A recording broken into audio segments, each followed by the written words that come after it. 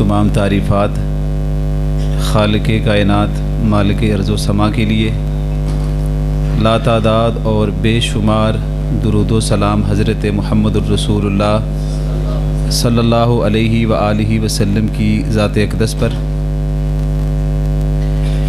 इंतहाई काबिल कदर वाजिबुल एहतराम मेरे अज़ीज़ साथियों, नसीहत के तौर पर और अपनी ज़ाती तरबियत के लिए चंद एक गुज़ारिशात हैं जो आपके सामने अर्ज़ करनी है। अल्लाह ताला हमें समझने के साथ अमल की तौफ़ीक़ अता फ़रमाए। गुफ्तगू का दौरानिया जो है तकरीबन 35 से 40 मिनट का दौरानिया है और इसमें 3 बातें हैं जो मैंने आपको इंतहाई आसान और आम फाम लबो लहजे में आपके सामने अर्ज़ करनी है। मुझे उम्मीद है कि ये 3 बातें मेरे लिए और आपके लिए तरबियत और तज़किया और अपने अक़ीदे और नज़रिए और अमाल की बेहतरी के लिए कुछ न कुछ आपको और मुझे फ़ायदा ज़रूर देंगे। तो सबसे पहली बात से आगाज़ करते हैं। और ऐसा हो सकता है कि दरमियान में कोई ऐसा जुमला, कोई ऐसा कलमा या कोई ऐसी दलील या तमसील हो सकता है कि आपके जहनों पर बोझल गुज़रे या आपकी तबीयत को वो पसंद ना आए, तो वो ऐसे समझें कि जैसे बतौर इलाज कभी कभी कुछ चीज़ें होती हैं जो हमें लगता तो सख्त है लेकिन वो हमारी ज़िंदगी की बेहतरी के लिए फ़ायदेमंद होती हैं। तो पहली बात ये है, जलसा करवाना, तकरीर करवाना नबी अलैहिस्सलाम की सीरत के नाम पर बहुत अच्छी बात है, लेकिन आप सबसे अदबन ये अर्ज़ है कि खाली आप इसी बात को दीन न समझें कि जलसा और तकरीर और सीरतुन नबी सल्लल्लाहु अलैहि व आलिहि वसल्लम के लिए इकट्ठा होना काफ़ी है, ये इतना ना समझें। मुसलमानों पर अब भारी जिम्मेदारियां हैं।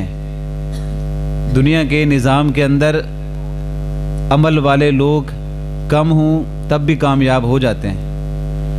अगर आमाल से खाली झोलियाँ हों और अफराद बहुत ज़्यादा हों तब भी कोई ज़्यादा फ़र्क नहीं पड़ता, चाहे आवाज़ मैं ऊंची लगा लूँ या मैं आहिस्ता आवाज़ में करूँ तो कोई फ़र्क नहीं पड़ने वाला। कहा जाता है ना कि हमारे माशरे में कि सैयदा फ़ातिमा रज़ी अल्लाह ताला अन्हा नबी अलैहिस्सलाम की लखते जिगर हैं और एक बड़ा मारूफ एक मसला है जो उनकी तरफ मंसूब होता है कि जी उनको हक़ विरासत नहीं मिला। आप सोच रहे हैं कि पता नहीं आज किस किस्म की तकरीर करने वाला, तो मैं उस मसले को नहीं छेड़ने वाला, मैं आपको एक बात बताने वाला। जो आदमी ये कहता है ना कि उनको हक़ विरासत नहीं मिला, सच्ची बात है, आप उस आदमी के करीब होकर बैठ के पूछ लें, वो अपनी बहन को भी हक़ विरासत नहीं देता, जबकि उसकी फ़िक्र ये है कि सैयदा फ़ातिमा को हक़ विरासत नहीं मिला। वो मसला अलग रखे थोड़ी देर के लिए, लेकिन उससे पूछा ये जाएगा तू अपनी बहन को, अपनी बेटी को तूने हक़ विरासत दिया है या कि हक़ विरासत नहीं दिया। अब उसको इस बात की फ़िक्र कम है और उसकी फ़िक्र, हमारा दीन कहता है कि आप अपनी उस फ़िक्र को ज़िंदा रखें कि आपने कर अल्लाह के यहाँ जवाबदेह होना है। जो आदमी आपको माशरे में नज़र आए, हज़रत अली रज़ी अल्लाह ताला अन्हु की शुजाअत और दिलेरी और बहादुरी का तज़किरा भी सुनाए और ख़ुद बुज़दिलों जैसी ज़िंदगी बसर कर रहा हो, तो फिर ये क्या आप उनकी दिलेरी के किस्से सुना रहे हैं। और माफ़ कीजिएगा कि आपको मिलेगा जी हज़रत अली रज़ी अल्लाह ताला अन्हु बाबुल इल्म है। मैं ये नहीं कहता कि वो बाबुल इल्म वाली रिवायत सही है, मैं उस पर बहस नहीं करता। जो बंदा ये नारा लगाता है कि आप बाबुल इल्म है, इल्म का दरवाज़ा है, उसके बेटे को उठा के पूछ लीजिएगा, उसे कुरान का तर्जुमा भी नहीं आता। तो फिर ये कहने की क्या ज़रूरत है आपको कि वो बाबुल इल्म है जब आपने उनसे इस्तिफ़ादा ही नहीं करना। तकरीरों में आपको मिलेगा जी हज़रत उस्मान रज़ी अल्लाह ताला अन्हु बहुत ही हयादार थे, फरिश्ते भी उनसे हया करते थे। वो तो थे भाई, देखना ये आज के माशरे में आपको भी اس بات کی ضرورت ہے کہ آپ کی طبیعتوں میں مزاج میں حیا ہونا چاہیے. اگر میری اپنی طبیعت میں چیز پیدا نہیں ہو سکی اور میں ان کے نام سے سیرت کا پروگرام کر بھی لیتا ہوں تو یہ زیادہ مؤثر ہونے والا نہیں ہے. اور جن کو یہ بڑی فکر ہے نا کہ کوئی عمر بن خطاب کے عدل پر ڈاکہ نہ ڈال لے، تو اس کے لیے پوری تقریر کریں گے کہ آپ کا عدل بڑا معروف ہے. ان سے گزارش ہے ان کا عدل معروف ہی رہے گا، آپ عدل کر کے دیکھیے گا ذرا. اور جو صاحب یہ کہتے ہیں کہ ابو بکر صدیق کو صداقت کا لقب ملا ہے، وہ تو ہمارے ایمان کا حصہ ہے بھائی. اب مسئلہ یہ کہ تم بھی صدیق، صداقت اور سچائی پہ کھڑا ہونا چاہتے ہو کہ نہیں ہونا چاہتے؟ جب خود صداقت پہ کھڑے نہیں ہو سکتے، جب خود معاشرے میں عدل کے لیے اپنے پاؤں پر نہیں کھڑے ہو سکتے، اور جب اپنی آنکھوں میں خود حیا ہم پیدا نہیں کر سکتے، جب علی کرم اللہ باجو کی طرح بہادر اور دلیر اور علم کو حاصل نہیں کر سکے، اور جب ہم اپنی بہن بیٹیوں کو وراثت حق وراثت نہیں دے پائے، تو پھر یہ ایک منافقانہ رویہ ہے. برائے کرم وہ راستہ چھوڑ کے صحیح راستے پہ تشریف لے آئیے. ایک واقعہ تھا جو میں نے یہاں بہت سال پہلے بھی میں نے بیان کیا تھا. ایک صحابی گھر سے نکلتے تھے اور تھوڑا سا دروازے سے نکل کے جھکتے اور آگے جا کے سیدھے ہو جاتے تھے. تو کسی ان کے پوچھ لیا کہ حضرت یہ گھر سے نکلنے کا کیا طریقہ ہے کہ آپ ادھر دروازے سے نکل کے رکوع کرتے ہیں اور پھر آگے جا کے سیدھے ہو جاتے ہیں؟ تو وہ کہتے تھے کہ دراصل بات یہ کہ میرے ہمسائے کی دیوار چھوٹی ہے اور میرا قد زیادہ بڑا ہے، اور میں نہیں چاہتا کہ میرا سر اوپر اور میرے ہمسائے کو تکلیف ہو. یہ وہ معاشرہ تھا جس کو نبی علیہ الصلوۃ والسلام نے عملاً قائم کیا تھا. میری ایک بات ختم ہو گئی، اور اس میں صرف میں آپ کو میسج یہ دے رہا ہوں کہ صرف مزاج مسلمانوں جیسا نہ رکھیں، بلکہ آپ حقیقی مسلمان بن کر معاشرے میں دکھائیں. انعام الرحمان صاحب بہت اچھے سائنٹسٹ ہیں آپ کے پاکستان میں نے ان کے پاس پڑھا ہے. وہ خود بیان کرتے ہیں، میں امریکہ میں تھا تو وہاں پہ ایک مسلمان ہوا، کفر چھوڑ کے اسلام میں آیا، تو لوگوں نے کہا جی آئے ذرا اسٹیج پہ مائک پہ آئیں، ذرا آپ ادھر بتائیں لوگوں کو کہ میں مسلمان کیسے ہوا. اس نے کہا بھائی مجھے رہنے دیں. تو انہوں نے اصرار کیا کہ نہیں ایک بار آپ ذرا مائک پہ جائیں، اور اسلامک سینٹر ہوتے ہیں وہاں پہ. تو اس نے کہا پھر میں نے بات کر دی تو آپ نے غصہ نہیں کرنا، اور میں آپ سے بھی کہتا ہوں آپ نے بھی نہیں کرنا. وہ مائک پہ آیا، اس نے کہا اللہ کا شکر ہے کہ میں مسلمان ہو گیا، لیکن اس سے بڑا اللہ کا شکر یہ ہے کہ اسلام لانے سے پہلے کسی مسلمان سے ملاقات نہیں ہوئی. اس نے کہا یہ کیسی بات کر رہے ہیں؟ اس نے کہا میں نے اس کتاب کو پڑھا اور میں مسلمان ہو گیا. پھر میں نے کہا مسلمان جو میرے بھائی ہیں ان سے ملاقات کرنی چاہیے، یہ اس کتاب کو ماننے والے کتنے عظیم لوگ ہوں گے. میں ملا تو ان کو جھوٹ بولتے دیکھا، غیبت کرتے دیکھا، بددیانتی کرتے دیکھا. میں نے کہا شکر ہے ان کو ملتا تو میں مسلمان ہی نہ ہوتا. دین کے اندر سب سے بڑی رکاوٹ کوئی چیز نہیں ہے، دین تو کھرا ہے. وہ جو بدنما دھبے ہیں وہ تو میری ذات کے اوپر ہیں جو دکھتے ہیں، اور لوگ سمجھتے ہیں اگر یہی مسلمان بننا ہے. 40 سال نماز پڑھنے والا اب بھی سود کھاتا ہے، اور 40 سال سے سجدے کرنے والا اب بھی گانے سنتا ہے، اور 40 سال مسجد میں سجدے کرنے والا اب بھی دھوکے سے دودھ میں پانی ملاتا ہے، اور اگر اب بھی یہ 2 نمبر سامان یہ بیچ رہا ہے اور دھوکے سے مسلمانوں کو فراڈ سے نقصان پہنچا رہا ہے، تو اس اسلام سے تو لوگ کبھی بھی قائل ہونے والے نہیں. تو لہذا پہلی بات جہاں پہ ختم ہوگی کہ اپنے آپ کو ایک اس دائرے سے، تقریروں سے، جلسوں سے، واعظ سے، نصیحت سے نکال کر ہمیں عملاً ایک زندگی گزارنی ہوگی. دیکھنے کے بعد بندہ کہ یہ ہوتا ہے مسلمان. اب آ جاتے ہیں دوسری بات کی طرف. دوسری بات یہ ہے، ایک سوال ہے. آج کے معاشرے میں جتنی سہولیات آپ کو میسر ہیں، مجھے بتائیے گا کیا صحابہ کرام رضوان اللہ اجمعین کو بھی اتنی سہولیات میسر تھیں؟ راستے آپ کے پکے ہیں، اتنے راستے پکے تھے وہاں پر. جتنی مساجد اور مدارس اور سکول اور کالجز اور یونیورسٹیاں اور ادارے یہاں قائم ہیں، عسکری اور غیر عسکری اور دینی اور دنیاوی، اور ایسے اتنے بورڈ لگے ہوئے ہیں کہ بندہ سمجھتا ہے کہ یار کتنے ادارے ہوں گے اس شہر میں. اتنے ادارے تھے اس ٹائم پہ؟ نہیں تھے نا. لیکن اس دور میں جب یہ کچھ بھی نہیں تھا تو حضور اقدس صلی اللہ علیہ وسلم فرما رہے ہیں میرا زمانہ سب سے بہترین زمانہ ہے، اور میرے صحابہ کرام کا زمانہ بھی سب سے، اور میرے تابعین کا زمانہ بھی سب سے. یہ کوئی چیز نہیں تھی جو آج سہولیات آپ کو میسر ہیں. دین بلندی پر جا رہا تھا، اس لیے معاشرہ بہتر تھا۔ اب ساری سہولیات آپ کے پاس ہیں لیکن دین کدھر ہے، یا دین کے محافظ اور صحیح مسلمان کدھر ہے؟ ہو سکتا ہے کہ مجھے سوچنے میں سمجھنے میں غلط فہمی ہوئی ہو۔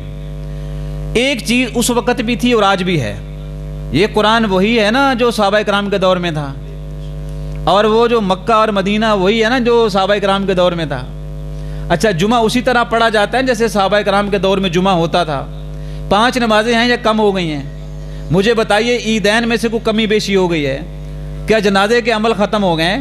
وہ دین جو اس وقت بھی دین تھا وہ آج بھی دین ہے، بس وہ ماننے والے اس ٹائم کے اور ماننے والے آج کے ٹائم میں اتنا فرق کیسے ہو جاتا ہے کہ وہ بلندیوں پر عزت کی اور ہم ذلت و رسوائی کی گہرائیوں میں۔ یہ صرف سوال کر رہا ہوں میں آپ سے، یہ سوال کر رہا ہوں کہ یہ ایسا کیسے ہو سکتا ہے؟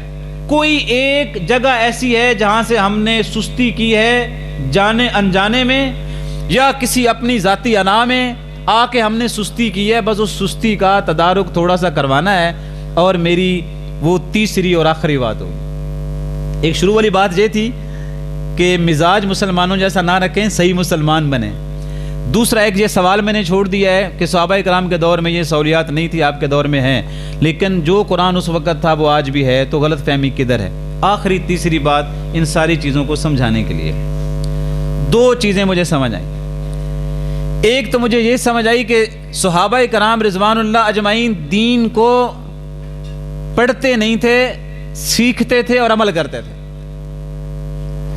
آج کا مسلمان مجھ جیسا وہ دین پڑھتا ہے لیکن دین پر عمل نہیں کرتا، اور وہ اس قدر کمزور اور بزدل ہو گیا ہے کہ ایک بہت اچھا مسلمان جمعے کی نماز کے لیے اپنی دکان کا دروازہ نہیں بند کرتا کہ کہیں میرا گاہک اور کسٹمر جو ہے وہ آئے اور میری دکان بند ہو، اور وہ ساتھ والی کسی دکان سے اگر سودا لے کے چلا گیا تو میرے لیے مسئلہ ہو جائے گا، لہٰذا وہ جمعے کی نماز آخری 5 منٹ میں جماعت کے ساتھ شامل ہوگا، پورا خطبہ امام کا سننے کے لیے تیار ہی نہیں، کیونکہ اس نے صرف دیکھا ہے کہ مسلمان کو جمعہ پڑھنا چاہیے، جمعے کے کیا تقاضے ہیں، کیا مقاصد ہیں، وہ اس کی زندگی میں آتا ہی نہیں۔ عید کے اندر بھی بالکل آخر میں دعا میں شامل ہونے کی کوشش کرے گا، عید کے وہ تقاضے اس کو سمجھ نہیں آتے۔ وہ جنازے کے اندر بھی بھاگتا بھاگتا آخر میں پہنچے گا اور جنازے کے تقاضوں سے بالکل غافل رہے گا۔ 40 سال کا لفظ میں اس لیے بولتا ہوں کہ یہ ایک ایسی عمر ہے کہ انسان کم از کم جو 65 سال زندہ رہتا ہے 40 سال نماز پڑھتا ہے مسلمان، بعض پڑھتے ہی نہیں۔ 40 سال نماز پڑھنے کے بعد یقین کریں گے اس کو نماز کا ترجمہ تک اس لیے نہیں آتا کہ اس نے نماز پڑھنی تو جان لی، لیکن نماز کو سیکھنا، اس کے تقاضے کو سمجھنا، یہ اس نے زندگی میں کبھی توجہ بھی کرنا کی کوشش نہیں کی۔ جو والد اپنی اولاد کو انگلی پکڑ کر صبح سویرے مسجد کے دروازے تک چھوڑ کے جائے کہ اندر جا کے قرآن پڑھو، وہ خود مسلمان اندر آ کے قرآن پڑھنے کے لیے تیار ہی نہیں ہے۔ جو اپنے بیٹے کو درس دیتا ہے کہ بیٹا ساری چیزیں بہت اچھی ہیں، تم نے جھوٹ نہیں بولنا، وہ خود جھوٹ بھی بول رہا ہے۔ جو بیٹے سے یہ کہہ رہا ہے بیٹا کبھی کسی حرام کاری میں شامل مت ہونا، لیکن وہ اپنی زندگی کو دیکھے کہ اس نے اپنی زندگی کو صالحین کی صف میں کھڑا کرنے کی کوشش تک نہیں کی ہے۔ یہ باتیں البتہ کڑوی ہیں، لیکن آج کے معاشرے میں مسلمانوں نے صرف دین پڑھا ہے، دین سیکھنے کے لیے کوشش ہی نہیں کرتے۔ حضرت عبداللہ بن عمر فرماتے ہیں میں نے کم از کم 10 سال سے زیادہ عرصہ لگایا کہ مجھے سورۃ البقرہ میں نے سیکھی، کیونکہ میں جو آیت پڑھتا تھا جب تک اس پہ عمل نہیں کر لیتا اس وقت تک میں آگے نہیں بڑھتا تھا۔ اور یہاں میرے جیسا مسلمان ایک رات میں پورا قرآن شبینے میں پڑھ دیتا ہے، اور وہ خود کسی ایک لفظ کا بھی ترجمہ ٹھیک سے نہیں کر پاتا۔ آج سیرت النبی کے اس جلسہ کی اس بارونق مجلس میں آپ سے پہلے بھی بڑی مرتبہ التجا کی ہے، ابھی بھی آپ کے پاس وقت ہے، دین کو سیکھیں اور عمل کریں۔ امام شافعی رحمۃ اللہ علیہ نے پوری ایک کتاب لکھی العلم بالعمل، کہ علم ہے ہی وہ جس کے اوپر عمل کیا جاتا ہے، اس علم کو وہ علم ہی نہیں سمجھتے جس کے اوپر عمل ہی کوئی نہ ہو۔ مسلمانوں کو پتہ ہے کہ یہ سچ ہے، یہ باطل ہے، اس کو پتہ ہے یہ دین ہے اور یہ رسم ہے. اگر اس کو کہا جائے تم بیٹی کی شادی دین کے مطابق کرو تو اس کو معاشرے کا بوجھ اتنا زیادہ لگتا ہے کہ اتنا تو وہ اللہ تعالیٰ سے بھی نہیں ڈرتا جتنا وہ اس معاشرے کے اس رواج میں رسموں سے انسانوں سے ڈر کر اپنی بیٹی کی رسمیں کرتا ہے. آپ کو یاد ہوگا پچھلے ایک عرصے میں نے آپ سے کہا تھا جو نوجوان جہاں بیٹھے ہوئے اگر آج ارادہ کر لیں یار ہم نے جہیز نہیں لینا تو کیا فرق پڑتا ہے آپ کو؟ یعنی اگر آج ارادہ کر لے بھائی میں شادی ہوگی پر میں جہیز نہیں لوں گا تو اس سے کیا آپ ابھی جو آپ کے پاس بستر ہے یہ آپ کی اگلی زندگی میں آپ کو کام نہیں آ سکتا. شادی کے بعد گھر میں مہمان آ جائے تو نظام چل جاتا ہے نا. اگر آپ دین کو سمجھتے ہیں تو دین تو ایک عملی زندگی آپ کو پوری کی پوری دیتا ہے. وہ کہتا ہے کہ آپ عمل کر لیں اور اگر آپ عمل کریں گے نا صرف مسجد کی طرف قدم بڑھاتے ہوئے بھی آپ کے ایک قدم پر ہم نیکی لکھیں گے, ایک قدم پر گناہ کو ختم کریں گے آپ پر. اور عملی زندگی اتنی زبردست ہے, حافظ ابن حجر فرماتے ہیں فتح الباری میں تشریح کے ساتھ کہ جس دن نبی علیہ الصلوۃ والسلام نے اپنی نواسی کو اٹھا کر نماز پڑھائی اور ایک یہ واقعہ ہے نماز کا, صحابہ اکرام کہتے ہیں ہمیں بیٹیوں سے محبت ہو گئی کیونکہ عملاً آپ نے بیٹی کو اٹھا لیا تھا. ایک موقع پر آپ کو بیت اللہ سے روک دیا گیا, آپ نے کہا جانور سارے ادھر ہی ذبح کر لیں. جانور سارے, اچھا کسی صحابی نے جانور ذبح نہیں کیا. حضور نبی علیہ الصلوۃ والسلام نے اس پہ خاصا رد عمل بھی دیا کہ کیا ہو گیا لوگوں کو, جب میں کہہ رہا ہوں کہ تم جانور ذبح کرو تو کرتے کیوں نہیں؟ ازواج مطہرات میں سے کسی نے عرض کیا حضور آپ خود پہلے اپنا جانور وہ ذبح کرتے گئے, سب نے ذبح کر دیا. تقریر سے زیادہ مسلمان کا عمل معاشرے میں زیادہ فائدہ مند ہے. ایک مسلمان با عمل, یہ میرا مبالغہ مجھے معاف کیجیے گا علماء کرام, ایک با عمل مسلمان کسی ایک بستی میں جو صحیح با عمل مسلمان ہے شاید وہ کئی تقریروں جلسوں سے زیادہ مؤثر ہے اس کا کردار اس کے معاشرے کے اندر. اور بے عمل مسلمان لاکھوں میں کروڑوں میں ہو جائیں, اللہ کی زمین پر وہ کبھی بھی کسی نظام کو ٹھیک نہیں کر سکتے جب تک وہ خود با عمل مسلمان نہیں بن جاتے. اور یاد رکھیں صحابہ کرام نے دین کو پہلے سمجھا اور پھر عمل کیا. اب میں وہ بات جو سب سے ضروری ہے آپ کے سامنے رکھتا ہوں. صحابہ کرام رضوان اللہ اجمعین میں اور ہم میں ایک فرق ہے. آپ مجھے بتائیں علم کتنی قسم کا ہوتا ہے؟ 2 قسم کا ہوتا ہے. میں آپ کو آزمائش میں نہیں ڈالتا. ایک علم ہوتا ہے فرض, جو جس کے بغیر چارہ ہی نہیں. جزاک اللہ, شکر. آ جائیں شکر, اہلاً و سہلاً.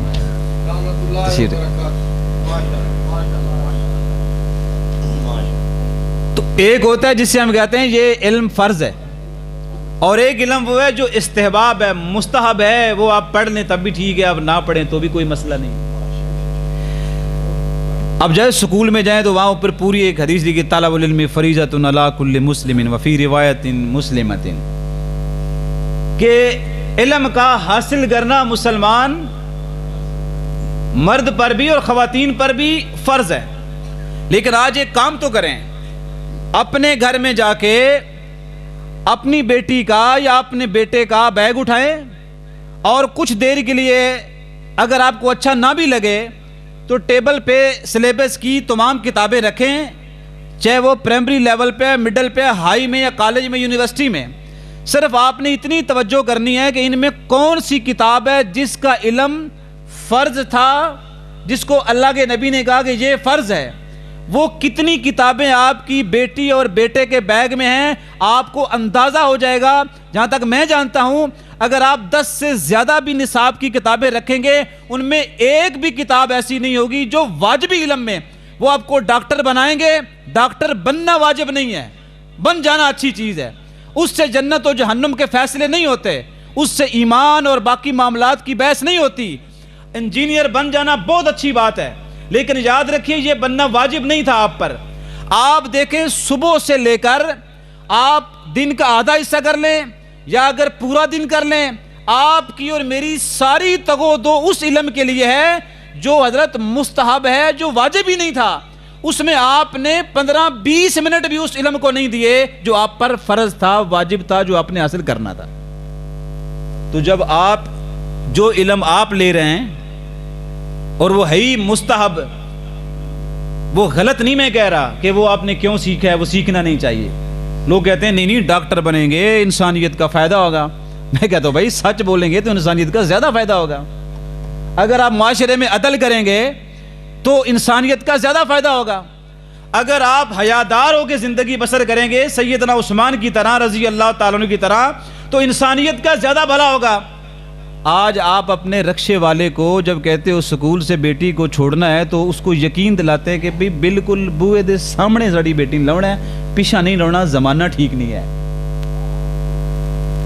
آپ کو یہ کس نے کہا زمانہ ٹھیک نہیں؟ زمانے تو اللہ تعالیٰ کے ہیں۔ ہمارا کردار ایسا ہوا کہ ہم نے وہ علم حاصل کرنے کی جستجو ہی نہیں رکھی۔ جو فرض تھا وہ سکول کے دروازے پر تو لکھ دیا، لیکن وہ فرض تھا، سب سے بڑا فرض یہ تھا کہ آپ اللہ کا تعارف حقیقی معنوں میں جان سکیں، آپ رسول اللہ صلی اللہ علیہ وسلم کی سیرت طیبہ کو جان سکیں، آپ پر لازم تھا کہ آپ حلال اور حرام کے بارے میں جان سکیں۔ اس کی بہترین مثال میں آپ کو حضور نبی علیہ السلام کی زندگی سے دے سکتا ہوں۔ ایک آدمی نے 18 سال کی عمر میں اسلام قبول کیا اور 38 سال کی عمر میں دنیا سے، تو کتنا اسلام میں ٹھہرے؟ 20 سال ٹھہرے نا۔ اور ان 20 سالوں کا ذرا ایک تھوڑا سا ایک نظر دیکھیے گا۔ نبی علیہ السلام نے فرمایا مجھے اپنے اللہ کی قسم ہے اے معاذ بن جبل، مجھے تیرے ساتھ محبت ہے۔ معاذ بن جبل تھے، 18 سال عمر تھی تو مسلمان ہوئے، 38 سال کی عمر تھی، اور حضور فرما رہے ہیں گورنر تھے یمن کے، خط لکھا میں نے اپنا قیمتی اثاثہ آپ کی طرف بھیج دیا ہے، اور سواری پہ سوار کر کے آگے حضور چل رہے ہیں، اور معاذ بن جبل بار بار عرض کرتے حضور یا آپ سواری پر آ جائیں یا میں نیچے اتر جاتا ہوں۔ آپ نے کہا نہ تو تم نیچے اترو گے اور نہ ہم آپ اوپر آئیں گے۔ ابو بکر صدیق رضی اللہ تعالیٰ نے اسی طرح الوداع کیا یمن میں جاتے ہوئے، تو معاذ بن جبل عرض کرتے ہیں کہ امیر المومنین یا تو آپ سواری پر آ جائیں یا میں نیچے آ جاتا ہوں۔ کہا نہیں، جیسے تجھے حضور الوداع کرتے تھے نا ایسے ہی تجھے الوداع ہم کریں گے۔ نبی علیہ السلام نے اس سے بڑا جملہ فرمایا کہ روز معاشر قیامت والے دن سارے انبیاء کی امامت و قیادت میں کروں گا، اور حضور نے فرمایا کہ جتنی دنیا کے علماء ہیں ان کی قیادت معاذ بن جبل آپ کریں گے۔ یہ صحیح حدیث ہے۔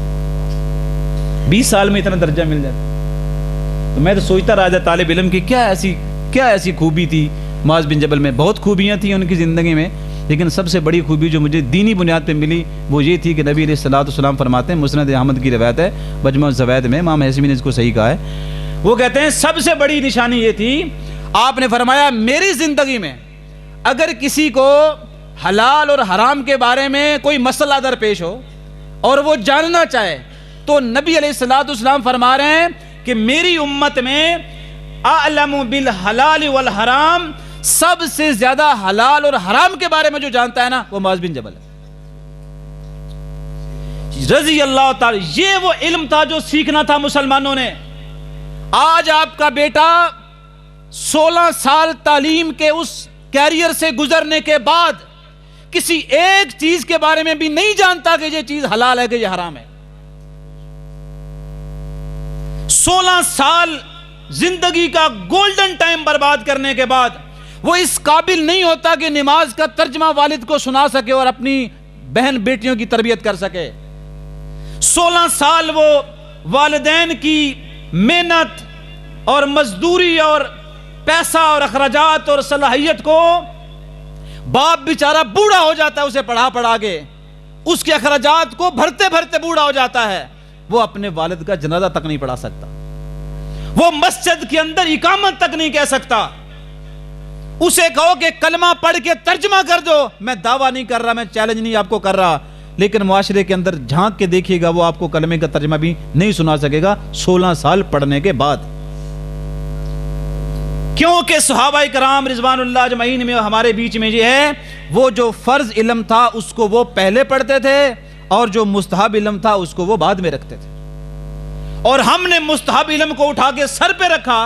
اس کے لیے یونیفارم ہے، اس کے لیے بیگ ہے، اس کے لیے بھاری فیسیں بھرنے کو میں تیار ہوں، اس کے لیے بیٹے کے لیے روزانہ گاڑی لے کر بھی جائے گی، گاڑی لے کر بھی آئے گی، اس کا ٹرپ بھی جائے گا، اس کے سیمینار بھی ہوں گے، اور اس کی پھر باقاعدہ میٹنگیں بھی ہوں گی، والدین بھی جائیں گے، سارا کچھ کریں گے۔ لیکن آپ اس کو ڈاکٹر تو بنا رہے ہیں، اس کو انجینئر تو بنا رہے ہیں، لیکن یاد رکھیے گا جو واجب علم آپ نے نہیں اسے دیا، اس کو نہ دینے کی وجہ سے معاشرہ بھی بگڑا اور آپ نے اس کی آخرت کو بھی بگاڑ دی۔ اگر آپ کو میری بات کسی درجے پر علماء کی موجودگی میں میرا بات کرنا ذرا مشکل ہے، خاص کر کے یہ ہمارے مربی ہیں، میں تو طالب علم تھا تو میں ان کے سامنے بیٹھ کے تقریریں سنا کرتا تھا، اور ہم اللہ ان کو عزت دے، ان کے علم میں عمل میں برکت دے۔ یاد رکھیں کہ وہ علم جو واجب ہے وہ آپ کو سیکھنا پڑے گا، تب جا کے معاشرے کے اندر آپ دیکھیں گے کتنی خوبصورتی آتی۔ ابھی میں نے آپ کو شروع میں کہا نا، اسی کو میں لے کے جا رہا ہوں۔ آپ کو وراثت کا علم میں یہی نہیں کہتا کہ آپ ڈگری لے کر آ جائیں، لیکن ایک آدمی کو دکان کا حساب سارا آتا ہے، اپنے مارٹ کا سارا اس کو حساب کتاب آتا ہے، حالانکہ بہت مشکل ہوتا ہے، ڈیلی کیا کمایا، کیا اخراجات ہوئے، یہ سارے اس کو آتے ہیں۔ لیکن اسی کو کہہ دو کہ بھائی صاحب اپنی وراثت کو ذرا کیلکولیٹ کرو کہ یہ جو تم نے وراثت بنائی ہے، اپنے بچوں کو تعلیم دو کہ میرے مرنے کے بعد وراثت کو تقسیم کیسے کرنا ہے۔ اس کا بچہ میتھ میں ڈگری لے کر آیا ہے اور اس نے میتھ میں پی ایچ ڈی کر لی ہے، لیکن وہ ایک وراثت کو تقسیم کرنے کا بھی اہل نہیں ہے۔ اگر اس کو واجبی علم پڑھایا ہوتا جو شریعت نے واجب کیا ہے، کم از کم وہ وراثت کا جو حق ہے وہ تو اپنی بیٹیوں، بہنوں، بھائیوں میں تقسیم کر لیتا۔ حلال حرام کے بارے میں ہم نہیں جان سکے، جبکہ دینی ریاست کے اندر تو قاضی جاگے دکانوں پر جاگے پوچھتے تھے کہ آپ کو سود کی سادہ تعریف آتی ہے؟ آپ کو بے غرر کا پتہ ہے کہ دھوکے والی بے کیا ہوتی ہے؟ اگر وہ کہتا جی مجھے پتہ ہے، اسے کہا تیری دکان ٹھیک ہے، اگر نہیں آتی پہلے جاگے یہ سیکھ کے آؤ پھر دکان پہ آگے بیٹھو، ورنہ تو مسلمانوں کے سود کے اندر لے کے چلا جائے گا۔ اور آج اگر کوئی دکان اس وجہ سے سیل ہوتی ہو تو مجھے بتائیے، کیونکہ ان کی ترجیحات کلی اعتبار سے بدل گئی۔ صحابہ کرام رضوان اجمعین نے، صحیح حدیث کے اندر آتا ہے، عمر بن خطاب رضی اللہ تعالیٰ عنہ سارا دن نبی علیہ الصلوۃ والسلام کے ساتھ گزارا۔ شام کو ایک دوست آیا تو اس سے کہا کہ بات یہ ہے، کل جب تم جائے گا نا مزدوری پہ تو واپس آ کے آپ نے آدھی مزدوری کے پیسے تو نے مجھے دینے، اور میں جو سارا دن حضور کے ساتھ گزاروں گا نا اور جو میں سیکھوں گا وہ میں شام کو تجھے سارا سکھا دوں گا، اور اس سے اگلے دن میں مزدوری کروں گا اور شام کو آ کے آدھے پیسے تجھے دوں گا، اور تو وہ پورا دن حضور نبی علیہ الصلوۃ والسلام کے ساتھ گزارے گا۔ سو جب شام ہوگی تو وہ سارا دین تو شام کو مجھے سکھائے گا۔ آج کوئی مزدور آپ کو ایسا دکھتا ہے؟ وہ کہتا ہے کہ نہیں میرے بچوں کا پیٹ نہیں بلتا۔ وہ اس لیے یہ سمجھتا ہے کہ اس نے قرآن کریم میں یہ ٹھیک طریقے سے پڑھا ہوتا نا کہ تمہارا رزق زمین پر نہیں، تمہارا رزق اللہ تعالیٰ نے آسمانوں میں رکھا ہوا ہے۔ اس کو لگتا ہے میرا رزق میری دکان میں ہے، اس کو لگتا ہے میرا رزق میری فصل میں ہے، اس کو لگتا ہے میرا رزق میری مارکیٹ میں ہے، اس کو لگتا ہے میرا رزق تو اس گاہک کے پاس ہے۔ لیکن یہ یاد رکھیں یہ ساری چیزیں اللہ کے پاس ہیں۔ جو دین کا وہ علم سیکھے گا جو سیکھنا اس پر لازم تھا، وہ اللہ کا تعارف ہو، حضور کی سیرت ہو، حلال اور حرام کا مسئلہ ہو، اور دنیا آخرت کے مسائل ہوں، بنیادی اخلاقیات کے مسئلے۔ کہ ہم کرتے تھے بیرون ملک میں جا کے، رنگ کا کاروبار تھا ہمارا، رنگ کرتے تھے، بلڈنگیں رنگ کرتے تھے، تو ہمیں ایک ٹھیکہ ملا۔ تو ٹھیکے کے دوران ہوا ایسا کہ بلڈنگ کا کچھ حصہ توڑنے کے لیے ایک کالے رنگ کا حبشی قسم کا بندہ تھا، وہ توڑتا تھا، ٹرک میں پھینکتا تھا۔ اور ایک دن مالک آیا، اس نے کہا بات یہ ٹرک کا کرایہ مجھے پڑتا ہے، اور تو پتہ نہیں یہ درمیان دن کے پتہ نہیں جمعے والے دن کہاں چلا جاتا ہے۔ اس نے کہا جی میں جمعہ پڑھتا ہوں۔ اس نے کہا مجھے نہیں پتا تم جمعہ پڑھتے ہو، میرا کام تم نے آج ختم کر کے کسی طرف جانا ہے۔ اس نے کہا جی کام نہیں ختم کروں گا، میں جمعہ پڑھوں گا۔ اس نے کہا میں تجھے نوکری سے، ملازمت سے ایسا نکالوں گا کہ تجھے کسی اور جگہ پر بھی کوئی بندہ مزدور بھی نہیں رکھے گا۔ تو وہ تھوڑا سا مسکرا دیا، تو گورے کو ذرا کالے پہ ویسے بڑا غصہ آتا ہے۔ اس نے کہا بھئی ایک تے میں نوکری کردا پیا تو ہنسدا ہے، تو ہنستے کیوں، مسکراتے کیوں؟ اس نے کہا تو باتیں ایسی کر رہا ہے جیسے رزاق تو ہے، تو مجھے اس نوکری سے نکال، ایک تیرا ورقہ ہے جس پہ تو لکھے گا کہ مجھے ملازمت نہیں ملے گی، ایک ورقہ میرے رب نے لکھا ہوا ہے کہ وہ مجھے دے گا، تو مجھے تیرے ورقے سے کوئی ڈر نہیں ہے، مجھے جو رب کے ورقے میں لکھا ہے مجھے اس کی فکر زیادہ ہے۔ وہ نا غصے میں نیچے گیا، تو مظہر بھائی کہتے ہیں کہ اس نے نا اپنی گاڑی کا دروازہ اندر پڑے زور سے غصے سے بند کیا، تھوڑی دیر ٹھہر کے نا پھر واپس آ گیا۔ اسے کہتا ہے میں حیران ہوا ہوں کہ تجھے بچوں کی فکر نہیں ہے۔ اسے کہا بچوں کی فکر مجھے نہیں ہے کیونکہ میں رب پر ایمان لائے، مجھے کیا فکر ہوگی؟ اس نے کہا تو مسلمان ہے؟ اس نے کہا بالکل مسلمان ہوں۔ مظہر کہتا ہے اوپر والی بلڈنگ میں ہم اس کا جھگڑا سن رہے تھے، گورے نے کہا پھر وہ مسلمان نہیں ہے، وہ اوپر والے مسلمان، مجھے پتا ہے وہ بھی کہتے ہیں کہ ہم مسلمان ہیں، وہ جمعے کی نماز کے لیے نہیں جاتے، تو جاتا ہے، لہذا حقیقی مسلمان تو ہے، وہ جو اوپر مسلمان لگے ہوئے ہیں نا وہ مسلمان نہیں ہے۔ وہ مظہر مجھے خود بتا رہا، کہتا ہے اتنا شرم آیا میں، تو ہم نے اس دن کہا کہ آج کے بعد جمعہ نہیں چھوڑیں گے۔ ایک مسلمان کو جب پتہ چل جائے کہ جمعے کی قدر کیا ہے، ایک مسلمان کو پتہ چل جائے فرض نماز کی اہمیت کیا ہے، وہ کیسے دکان پر بیٹھ سکتا ہے، دارے میں بیٹھک میں کیسے بیٹھا رہ سکتا ہے؟ ابو قتادہ فرماتے ہیں واللہ مجھے اللہ کی قسم ہے، حافظ ابن کثیر نے ان کے اس جملے کو نوٹ کیا ہے، وہ کہتے ہیں مجھے اللہ کی قسم ہے، مجھے اگر پتہ چل جائے میری ایک فرض نماز قبول ہو گئی ہے، کتنی؟ 5 کی نہیں بات کر رہے، اگر مجھے معلوم ہو جائے کسی طریقے پر کہ میری ایک فرض نماز قبول ہو گئی ہے، میں دعویٰ کر دوں گا کہ میں جنتی آدمی، کیونکہ جس علم کو انہوں نے حاصل کیا تھا وہ اس کے اندر اس کی اہمیت کو پورے طریقے سے جانتے تھے، سمجھتے تھے۔ آج کے مسلمان کی تگودو اس مستحب علم کے پیچھے زیادہ ہے اور جو فرض علم تھا اس کے پیچھے کم ہے، اور اس کی وجہ سے معاشرے کا زوال پذیر ہونا ایک بعید بات نہیں ہے۔ جب ہم فرض علم اپنے بچوں کو دیں گے، بیٹیوں کو دیں گے، آج بڑی فکر ہے لوگوں کو کہ میرا بچہ موبائل استعمال کرتا ہے، ہماری بیٹیاں موبائل استعمال کرتی ہیں، پتہ نہیں وہ کیا دیکھتی ہیں۔ بزرگ جو والد نہیں جانتا موبائل کے بارے میں وہ تو بیچارہ بہت ہی فکر مند رہتا ہے۔ تو میں کہتا ہوں اگر آپ ان کو وہ فرض علم دے دیں گے نا، انشاءاللہ تعالیٰ آپ حیران ہوں گے، وہ علم انسان کو عاجز بناتا ہے، تکبر نہیں دیتا۔ جو واجب علم ہے وہ آپ کو عاجزی دیتا ہے، اور جو مستحب علم ہے، میں تنقید نہیں کر رہا کسی کی ذات پر یا کسی کے شعبے پر، میں نے جتنے استحباب کا علم پڑھنے والے لوگ دیکھے، ان کے ہاتھ میں قلم آیا، عہدہ آیا، وہ ٹھیک سے سلام بھی نہیں لیتے، وہ ٹھیک سے سلام بھی نہیں لیتے، اور جن فرض علم پڑھا تھا نا وہ حاکم وقت تھے تو وہ ننگی زمین پر سو جاتے تھے۔ اور ایک دن عمر بن خطاب فرماتے ہیں جب میں نے بیت المقدس کی چابیاں لیں تو ابو عبیدہ سے کہا آج ہم تیرے گھر میں رات گزاریں گے، تو ابو عبیدہ تھوڑا سا جھجک گئے کہ نہیں امیر المومنین، آپ کے لیے ہم الگ بندوبست کرتے ہیں نا، ایک اچھا ماحول دیتے ہیں، وہاں آپ آرام کریں۔ نہیں میں تمہارے گھر میں ٹھہروں گا۔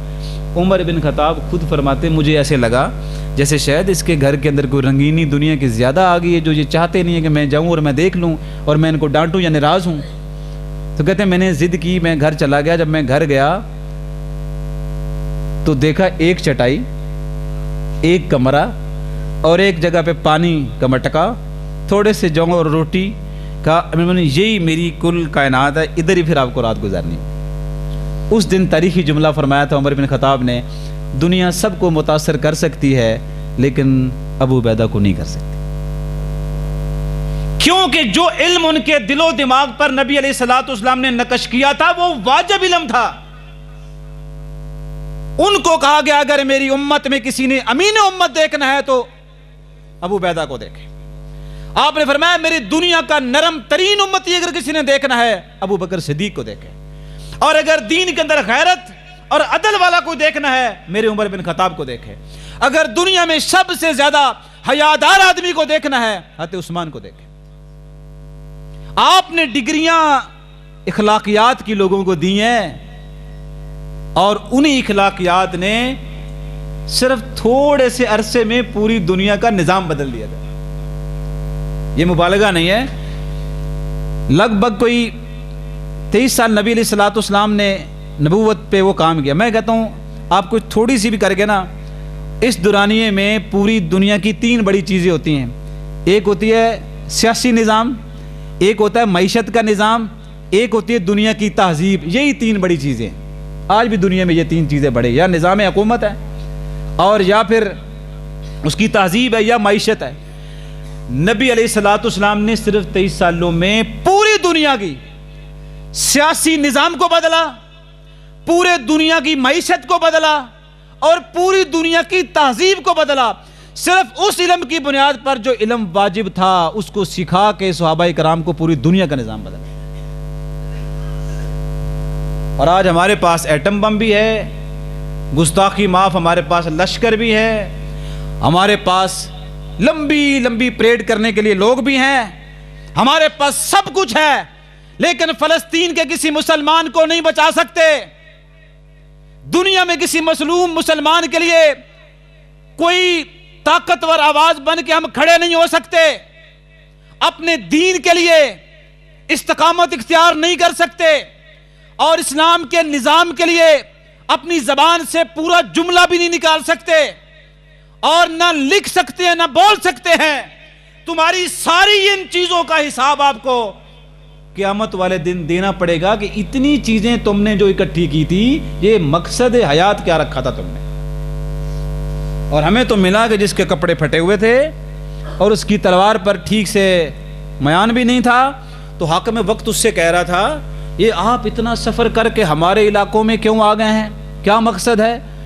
تو میں اس کا ترجمہ کر رہا ہوں۔ انہوں نے کہا ہمارا مقصد یہ ہے بندوں کو بندوں کی غلامی سے نکال کے اللہ کی بندگی میں ڈالنا ہے، ہمارا واحد مقصد یہ ہے۔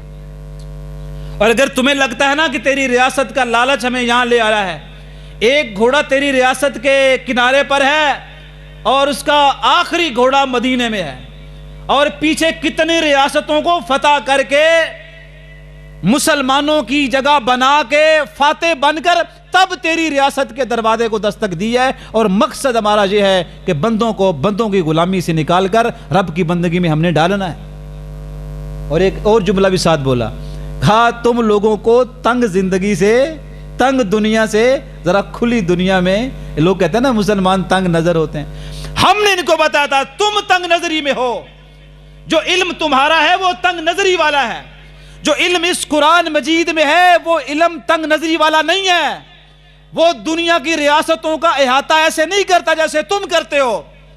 اس قرآن کے نزدیک ایک مسلمان مغرب میں ہو یا مشرق میں، وہ رنگ میں کالا ہو یا گورا ہو، وہ امیر ہو یا پھر غریب ہو، وہ کسی بھی خاندان کا ہو، اس کتاب کے مطابق اس کی عزت، اس کا مال، اس کی جان کی حفاظت کرنا ہر مسلمان کی ذمہ داری ہے۔